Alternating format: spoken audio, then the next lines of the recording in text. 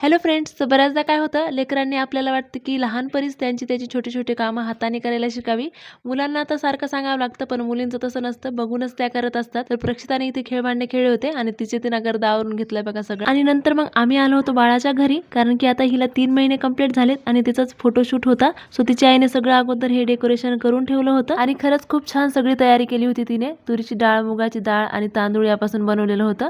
तर मी फक्त ऐन वेळेला फोटोज काढायला गेले होते. फोटो खूप छान निघाले तिचे. ह्यावेळेस तेवढी स्माइल नाही केली तिने, तरी पण खूप गोड दिसत होती आणि फोटो पण खूप छान निघाले. आणि तुम्हाला तर माहितीच आहे की सध्या मला हिमोग्लोबिनचा प्रॉब्लेम थोडासा जाणवतोय. त्यासाठी मी बनवली होती शेंगदाण्याची चिक्की. तर शेंगदाण्याचा बारीक कूट करून घेतलाय आणि कडक चिक्की मला तर आवडत नाही खायला आणि शेंगदाणे गुळ पण नुसता जात नाही. त्याच्यामुळे मी फक्त गुळ पातळ करून घेतलाय आणि शेंगदाणे बारीक करून त्याच्यामध्ये ॲड केलेत आणि एकदम नरम खुसखुशीत अशी चिक्की झाली होती. जास्त कडक पण नव्हती झाली. बाकी आजचा लॉंग व्हिडिओ बघितला नसेल तर नक्की जाऊन बघा. खाली लिंक दिलेली आहे, तिथे सुद्धा क्लिक करून तुम्ही बघू शकता, कारण की आजचा व्हिडिओ खूप